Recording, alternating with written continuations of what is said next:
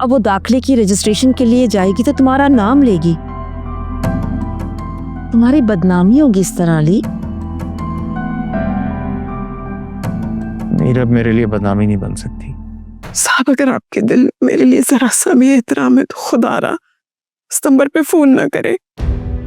आप नहीं जानते मेरा वजूद मेरी बेटी के लिए तबाही और बर्बादी बन जाएगा। खुदा के लिए फोन ना करे इसे। ये सब क्या है? मेरी रौनक सिर्फ तुम्हारी सास नहीं, इस घर की मालकिन भी है। 4 करोड़ रुपए का जहेज लाई थी उस जमाने में।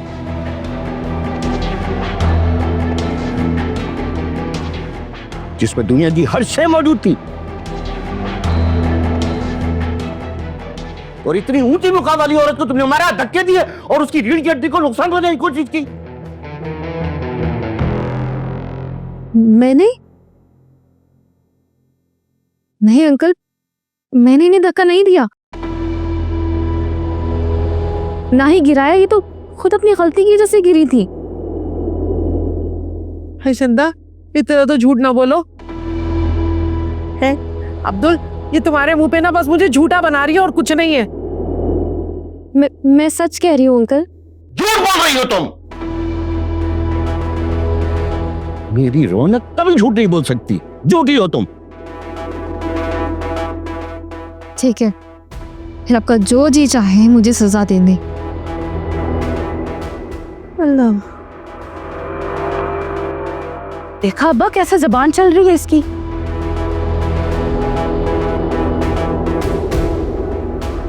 ऐसे लड़ रही है आपसे जैसे आप इसके ससुर नहीं पड़ोसी हो।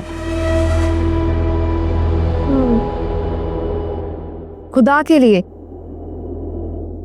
जल्दी पर तेल मत छिड़के। मैंने कोई लड़ाई नहीं की।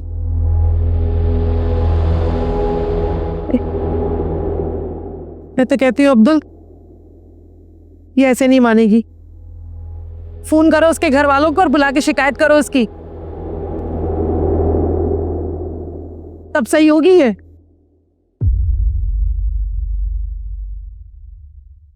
आए, मैं मर गई। अल्लाह। देखा अब्बा, देखा आपकी अदालत अभी खत्म नहीं हुई और ये चल दी। मैं तो कहती हूँ अभी अपना फोन दे, इसके मामू को कॉल करती हूँ। दे।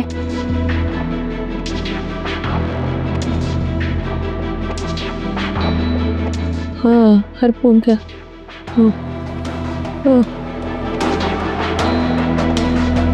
फिक्र ना कर अम्मा, कर रही हूँ मैं कॉल।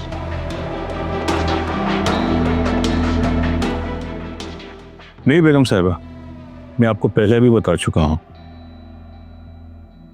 कि आशिक साहब की वसीयत को कोर्ट में चैलेंज करने का इख्तियार आपके पास नहीं है। और मैं तो समझ रहा था कि अभी तक आप अखबार को उसका हक दे चुके होंगे। उसका तो कहीं अता पता ही नहीं है वकील साहब। पुलिस उसे ढूंढ रही है तो उसका हक हम कहाँ पहुंचाते हैं? पुलिस? क्या सबाहत बेगम किसी जुर्म में मुलविस है? अरे नहीं, ऐसी कोई बात नहीं। अम्मी, क्या मैं गलत कह रही हूँ? जो मॉडल एयरपोर्ट से पकड़ी गई है वो फिरोजा है, सबाहत की बहू। कौन वो फिरोजा? लेकिन उस केस से सबाहत बेगम का कोई ताल्लुक नहीं है। अभी कोर्ट में केस लगा ही कब है वकील साहब? नहीं, अगले हफ्ते से रोजाना की बुनियाद पे वो केस समाअत के लिए मुकर्रर हो गया है। बहरहाल जो कुछ भी है ये मेरी जिम्मेदारी है। आप प्लीज वो फाइल मुझे दे दें। क्या मतलब है इसका? आप तो हमारे फैमिली वकील हैं ना? इसलिए तो कह रहा हूँ नायला साहबा, आशिक साहब की वसीयत मेरे पास अमानत है, इसे पूरे करना मेरी जिम्मेदारी है। आप प्लीज वो फाइल मुझे दे दें। मैं मर गई। अल्लाह। रौनक मैं फोन पे बात कर लूं, फिर अभी देखता हूँ।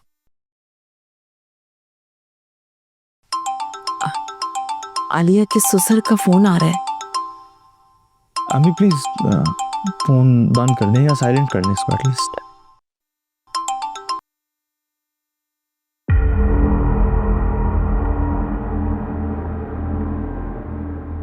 हाय, फोन काट दिया। अच्छा वकील साहब, मैं आपको फाइल आकर दे देती हूँ, लेकिन आप जल्द से जल्द मेरे लिए किसी दूसरे वकील का इंतज़ाम करें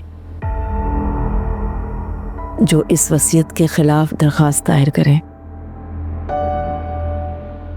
ये घर मेरे पैसों से खरीदा गया है।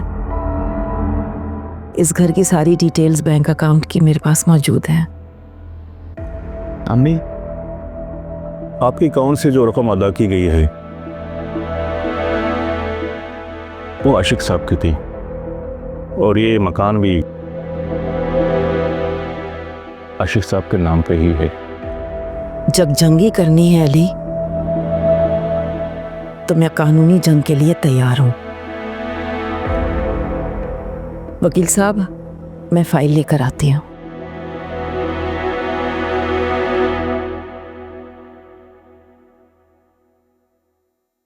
अली साहब, ये आपकी जिम्मेदारी थी। मैं कोई ऐसा काम नहीं करना चाहता जिससे अम्मी को दुख पहुंचे। कानून की जंग में जज्बात को नहीं देखा गया था।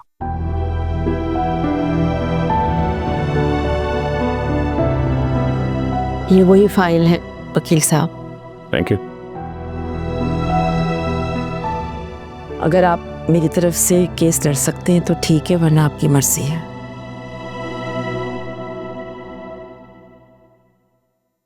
मैं सुबह ही वकील आपके पास भिजवा दूंगा। चलता हूं, अपना ख्याल रखिएगा। थैंक यू अली साहब, इजाजत है। अल्लाह हाफ़िज़।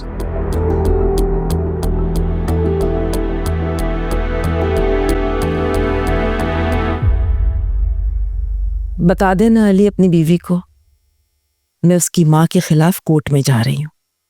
ठीक है अम्मी। फिर मैं भी अपनी बहन और अदनान के खिलाफ जाऊंगा कोर्ट में, क्योंकि उन दोनों ने मुझे धोखा दिया है और धोखाधड़ी के अंदर मुझे इन्वॉल्व किया उन्होंने। तो मैं उनके खिलाफ कोर्ट जाऊंगा। क्या तुम अपनी बहन के खिलाफ कोर्ट में जाओगे अली? क्यों? एक भाई अपनी बहन के खिलाफ कोर्ट में नहीं जा सकता? उसे हक नहीं है कि वो कानून से जाके मदद मांगे, क्योंकि मेरे साथ तो ज्यादती हुई है। और बल्कि मैं तो कहूँगा कि आप आलिया के ससुर को भी इन्वॉल्व करें इसके अंदर, क्योंकि वो भी गवाही देंगे और आलिया खुद भी गवाही देगी अपनी माँ और बाप के खिलाफ। लेकिन अली,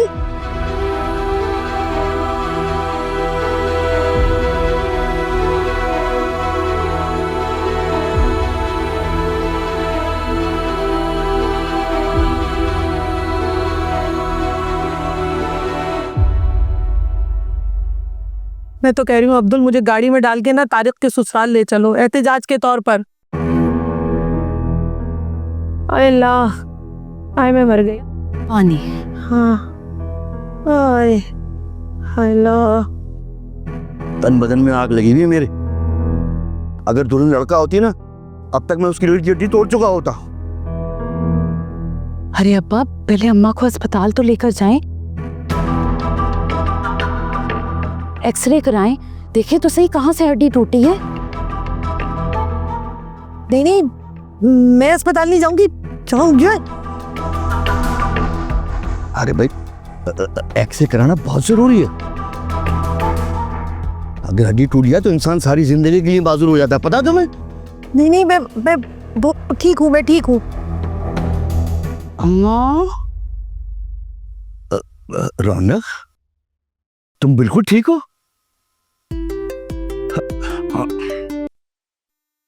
हाँ अली, मैं आलिया की नानी बोल रही हूँ, और मुझे आपसे बात नहीं करनी, आप किसी औरत को फोन दें। नहीं, क्यों नहीं बात करनी?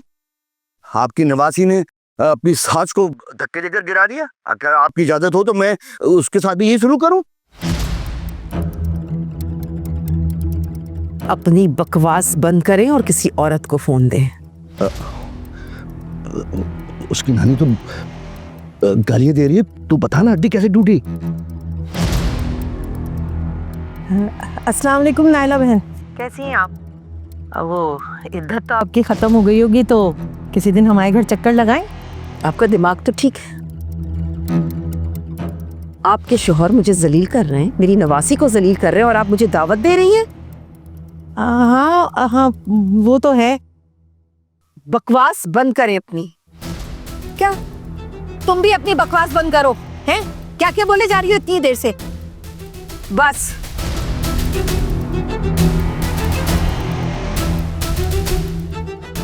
हेलो हेलो, फोन ही काट दिया। अरे रौनक, तुम तो बिल्कुल ठीक हो भाई, बहुत बड़ी ड्रामाबाज हो तुम। नरगिस, चाय लेकर आओ, मैं बाहर बैठा हूँ। वो सुने तो। क्या किया तूने? और ये तुमने क्या किया? मेरे सारे किए कराए पे पानी फेर दिया। तो तुम्हें किसने कहा था उठ के बैठ जाओ? किसने कहा था? क्या जरूरत थी बाप को अस्पताल का मशवरा देने की? डर गई थी मैं, वरना तो सब कुछ अच्छे से कर रही थी। बस अब मेरे कामों में ज्यादा टांग अड़ाने की जरूरत नहीं है। पहले भी एक और ड्रामा है, बस तारिक को आने दो, फिर देखते हैं। अभी जाओ ना, जाके अब्बा के लिए चाय बना दो प्लीज। अरे है, कमबख्त अपनी औलाद ही मेरी दुश्मन है, किसी से मैं क्या कहूँ। नहीं पटी।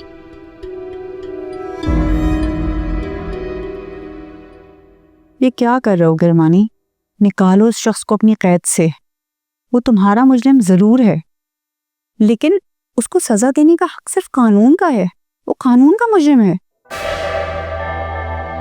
ये कानून का नहीं बल्कि इंसानियत का मुजरिम है। मैं इसको पुलिस के हवाले नहीं करूंगा। देखो, जब फिरोजा का ट्रायल होगा तो इस शख्स का नाम जरूर आएगा और पुलिस इसे जरूर ढूंढेगी, और जब उन्हें पता चलेगा ये तुम्हारी हिरासत में है तो तुम भी मुसीबत में फंसोगे। इसे पुलिस के हवाले कर दो। अगर मैंने इसको पुलिस के हवाले किया ना, उसकी माँ को बहुत दुख होगा। क्या मतलब? उसकी माँ की वजह से तुम्हारे दिल में उसके लिए नरम गोशा पैदा हो गया?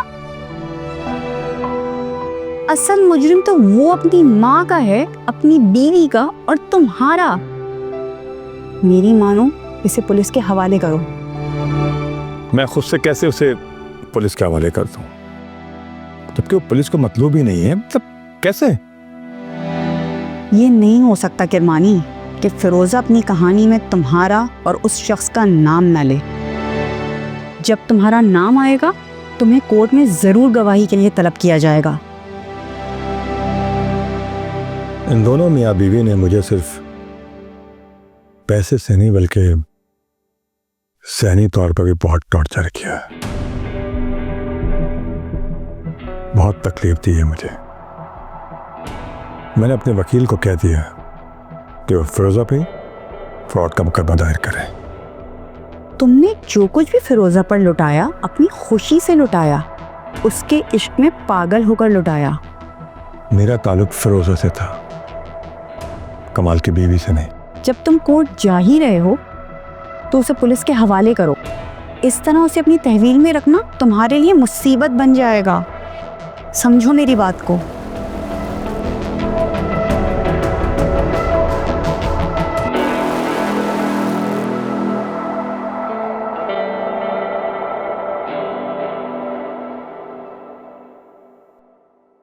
लो पूछ लो इससे, तुम्हारे सामने ही खड़ी है। तुम्हारे जाने के बाद क्या क्या हरकतें करती फिरती है, पूछो। तुम बातें करती हो मेरे जाने के बाद? नहीं, मुंह पे मुकर जाना तो इसकी आदत है। तुमने मिन्नतें कर रही थी कि तुम्हारे 2 बच्चे हो या 3, 1 बीवी हो या 2, मुझे कोई फर्क नहीं पड़ता, बस मुझसे शादी कर लो, मैं तुम्हारे बच्चों को माँ बन के पालूंगी। कहा नहीं था तुमने? आप कितनी झूठी और मक्कार है। मैंने ऐसा कुछ भी नहीं कहा है किसी से। लो सुन लो क्या कह रही है तुम्हारी बहन को। मेरे सामने मेरी ही बहन को मक्कार बोल दिया। ठीक कह रही हूँ, ये सब बातें ये तो खुद कर रही थी। हाय मैं मर गई।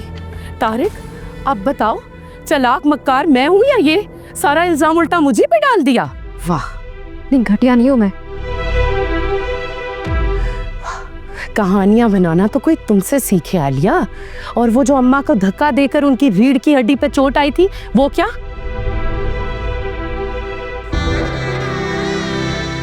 तुम इतनी कमजोर हो,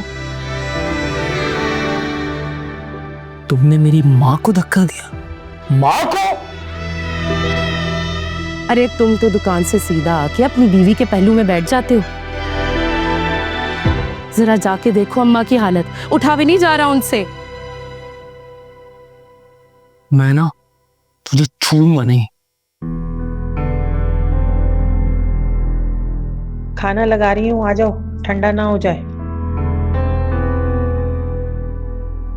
जो बिस्तर से उठ नहीं पा रही है वो खाना खा रही है। जाइए, बुला रही है आपको।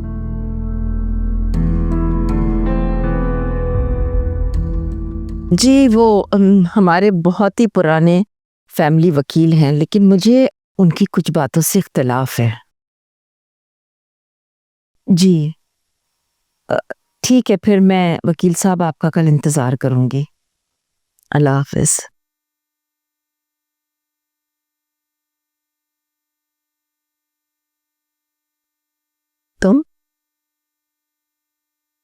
तुम्हें अगर मेरी इतनी फिक्र है तो तुम क्यों खाना लेकर आए हो? तुम्हारी बीवी क्यों नहीं लेकर आई? अम्मी मीरब ने ही मुझे भेजा है, और वो ये कह के भेजा कि आपको खाना खिलाना मेरी जिम्मेदारी है। तुम नहीं समझ सकते अली, तुम्हें तुम्हारी बीवी ने खाना लेकर इसलिए भेजा है कि वो मुझे चैलेंज करना चाहती है, और वो ये बताना चाहती है कि अगर तुम अपनी माँ के लिए खाना ले जा सकते हो तो फिर मैं अपनी अम्मी को भी यहाँ ला के रख सकती हूँ। हाँ तो अम्मी, ये एक बेटी का हक नहीं है क्या? और ये हक तुमने उसे बताया है कि ये घर मेरा नहीं है, ये घर सबाहत का है। अम्मी आज तक इस बारे में मेरी उससे कभी बात नहीं हुई, और ना ही कभी इस सिलसिले में उसने मुझसे कोई बात की है। मुझे तुम्हारी ना किसी बात पर भी यकीन नहीं अली। मैं कोर्ट जा रही हूँ आशिक साहब की वसीयत के खिलाफ। अम्मी वो वसीयत जो उस इंसान के जो इस दुनिया में नहीं रहा,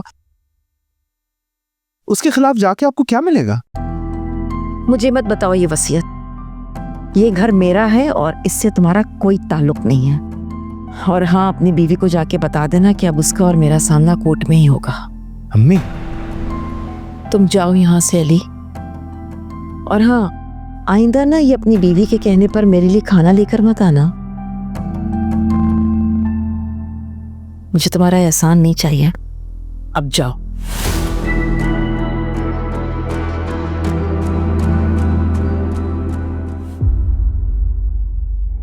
हीरब, तुमने सुना नहीं मैंने तुमसे क्या कहा है? जो आपने कहा उससे मेरा क्या ताल्लुक है? अम्मी अदालत जाना चाहती हैं। वो मैं क्या कर सकती हूँ? इस सबसे मेरा क्या लेना देना? मेरा कोई ताल्लुक नहीं अली। आंटी जिस मामले के लिए चाहे जब चाहे अदालत से रुजू कर सकती है। तो तुम ये जानना नहीं चाहती कि वो क्यों रुजू करना चाह रही? मुझे कुछ नहीं जानना।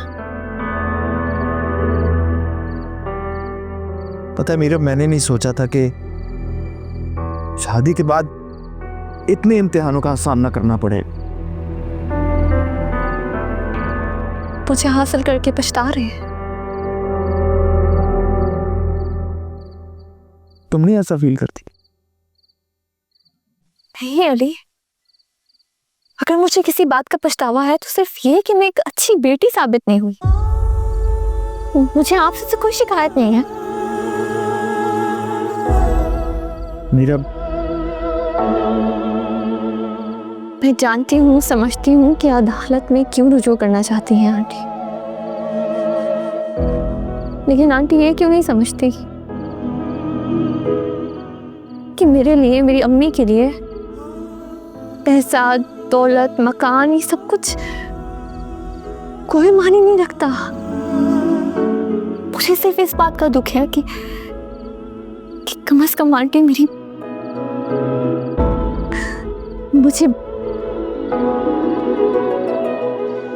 कम से कम मेरी बेटी होने का तो भरम रख लेती।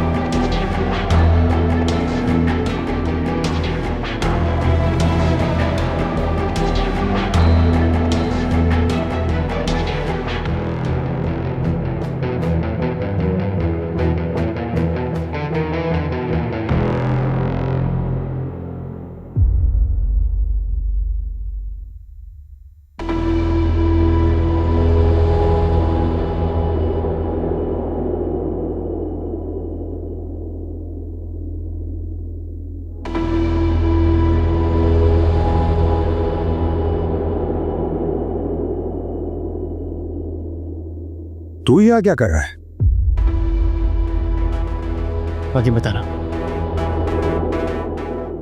आगे बताना। मुझे 5 लाख रुपए चाहिए। देख, कोई गलत हरकत मत करना। किरमानी, मैं कह रहा हूँ आगे बता। मैं तुझसे कह रहा हूँ कि कोई गलत हरकत नहीं कर।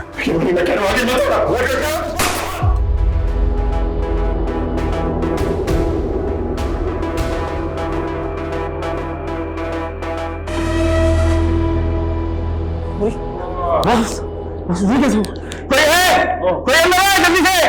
बस कोई है। बस चले, हॉस्पिटल चले बस।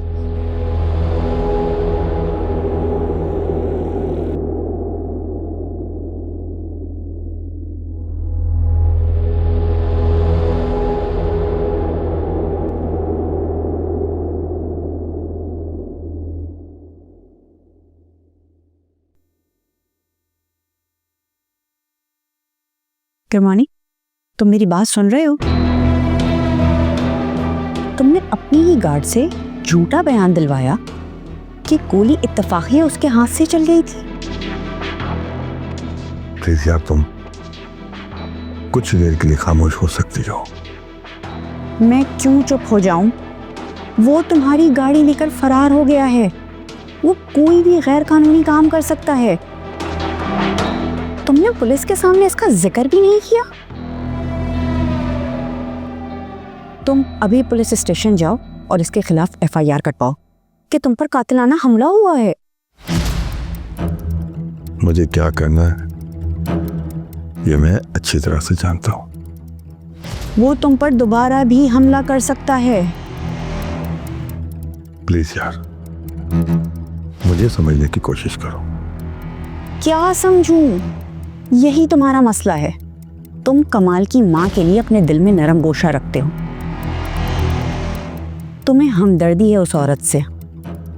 मत भूलो, कमाल और फिरोजा पर जुर्म साबित हो चुका है और वो सजा के मुस्तहिक हैं।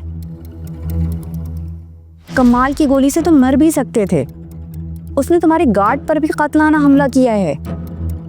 नताशा, प्लीज यार, बस कर दो। कॉफी पियोगे? लेकर आऊं मैं कुछ तुम्हारे लिए? हाँ, कॉफी का बोल दो यार, और कोई पेन किलर तो दे दो। हाँ, डॉक्टर ने मेडिसिन दी है, मैं वो भी लेकर आती हूँ साथ।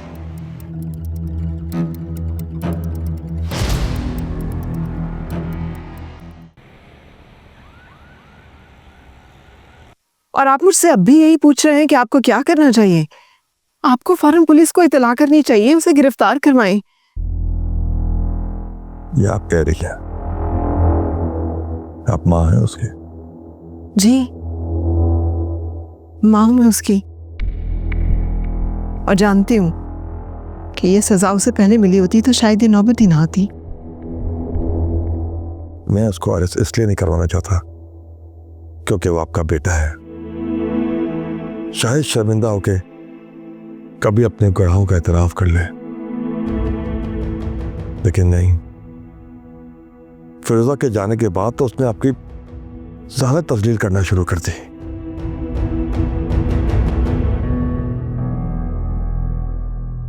मैं उसको अपने साथ भी इसलिए ले गया था कि शायद अकेला रह के वो सोचे कि उसने कितनी बड़ी गलती की है। मां जैसी नेमत को खोया उसने, लेकिन अफसोस, बहुत अफसोस। साहब, जिस सजा से आप उसे बचाना चाह रहे हैं वो सजा उसके लिए लाजमी है। आप पुलिस को फोन करें। मगर आप, मैं माँ हूं उसकी, कोई दुश्मन नहीं हूं। आप मां के चाहती हैं कि उसे गिरफ्तार किया जाए? हाँ, इस आस पर के गुनाहों के जिस दलदल में उसने कदम रख दिया है, ये सजा शायद उसे उस दलदल में धंसने से बचा ले। आप फोन करें पुलिस को। इतना हौसला है आप में? पहले नहीं था, काश के पहले भी होता। मैं आपके फोन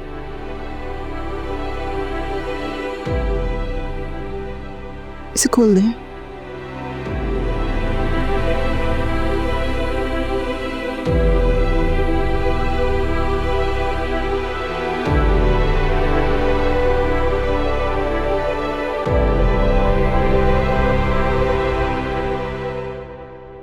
वन 5 जी, मैं सबाहत बेगम बात कर रही हूँ। एक इमरजेंसी है, हमारे घर में एक बहुत बड़ा हादसा हुआ है, गोली चली है।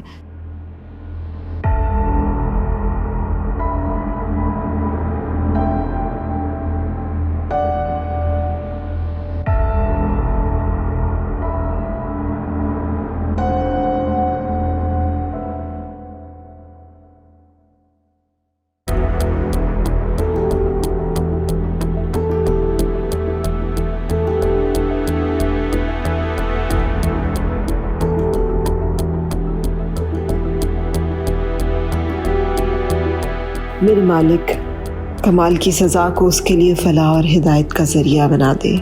आमीन।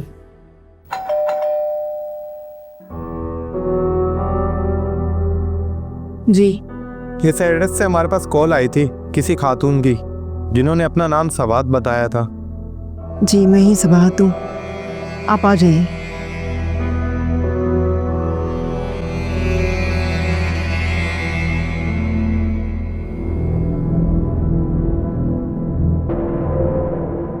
ये किरमानी साहब हैं, इन पर कातलाना हमला हुआ है, मेरे बेटे ने किया है।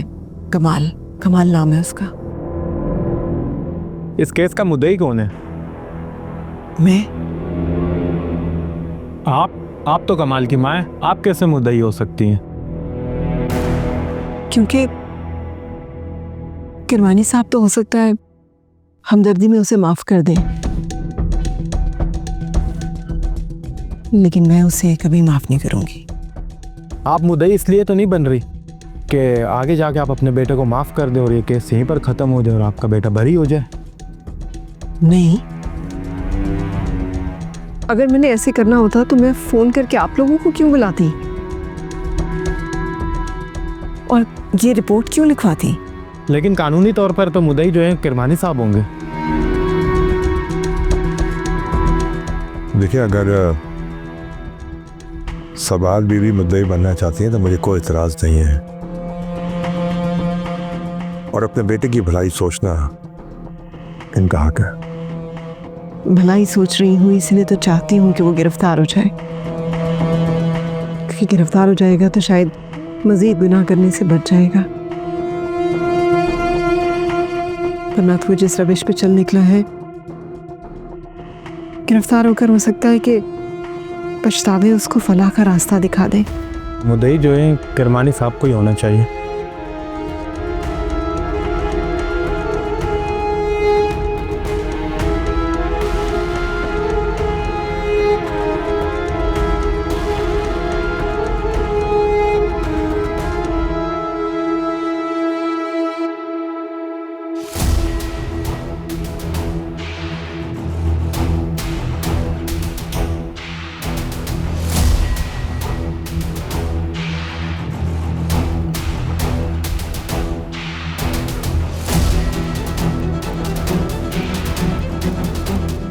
सवाद बीबी, आप इस बात की गवाह रहिएगा कि कमाल से बदला लेने के लिए मैंने अपनी जात का इस्तेमाल नहीं किया, और ना ही आपके खानदान की बर्बादी के पीछे मैं हूं। जी बिल्कुल, मैं ऐसा सोच भी नहीं सकती। सुने अल्लाह हाफिज़। अल्लाह हाफिज़।